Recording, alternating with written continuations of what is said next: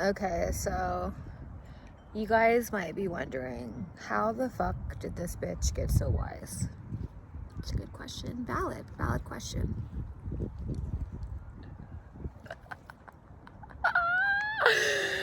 Let me tell you, okay? I fought it every step of the way. So I'm gonna give you like the briefest breakdown. I practice my breakdown a lot. Like, how can I just like, I was the scapegoat of my family. Okay, so I was raised just like being the problem, even though I was just like this like little light being of love. But I was made to be the problem. I tried really hard to please for a long time, and then in high school I was like, you think I'm bad? Okay, let me show you bad. Let me just show you how bad I can be.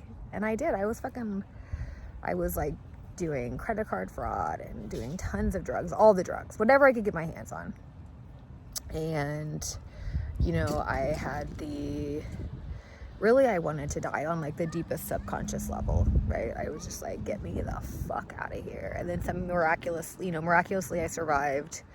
I have had serious angels along my way. I moved to LA.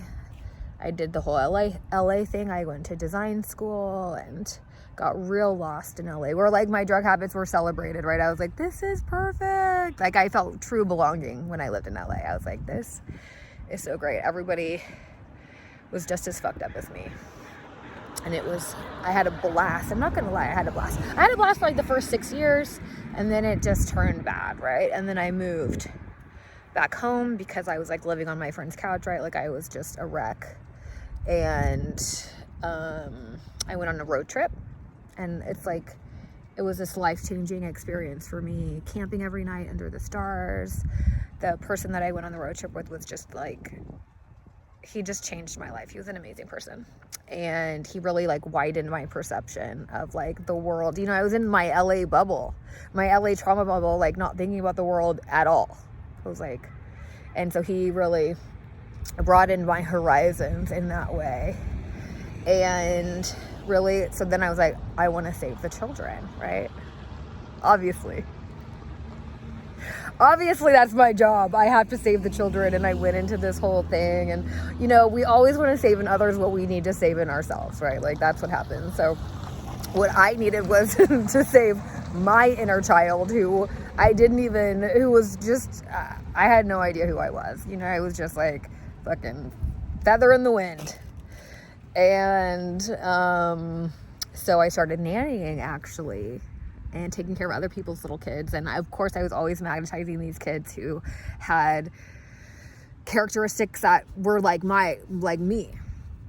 And so it awakened me to like just parts of myself that had been long buried. And you know, because I was never able to like be harsh with these like little angels like I had been with myself, it helped me to care for myself, you know, because I would recognize, oh, when I was having like a 3-year-old tantrum, or when my NR 2-year-old was needing love, or whatever it was, I would recognize it because I had seen it in these other little kids that I was taking care of. And I would be like, oh my gosh, this is like a 2-year-old right now, right? And then I would be like, what would I do for this, you know, this little baby girl that I'm taking care of? And then I was able to give that love to myself. So I've been nannying for 10 years. It's been a deeply, deeply, deeply, deeply healing, transformative experience for me. And again, I just like, the little kids have been some of the biggest angels in my life, and I'm so grateful for all of them. I love them all so much. And then as I continue to deepen in healing my own inner child, I was guided to doing ancestral work, and I learned that I had some psychic abilities, which we all do to varying degrees, right? And how to work with that.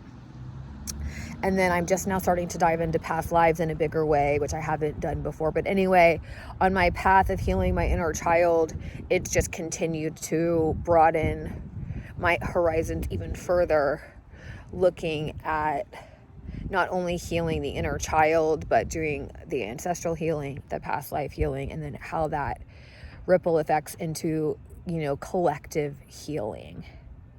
So I guess I just wanted to give you guys a background, a quickie background. I've also written a ton of essays, like if you want like details about, you know, if you feel called to like read like the details, like the nitty gritty, because it's been hard. It's been so hard. I've been through a lot. So I have it all written out. You can read my essays on Substack or on Medium. And so I just wanted to give you guys a background. I love you.